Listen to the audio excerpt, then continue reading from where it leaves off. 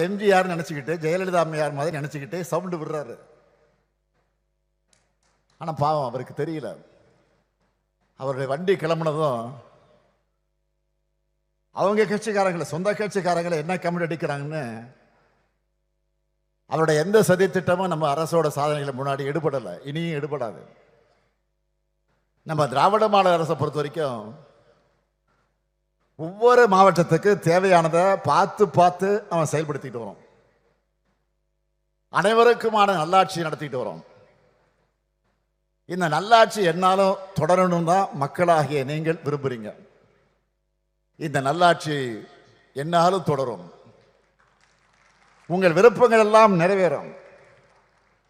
திராவிட model 2.0 இதுவரை அடையாத புதிய உச்சங்களை தமிழ்நாடு நிச்சயம் அடையும். இது உறுதி, உறுதி, உறுதி.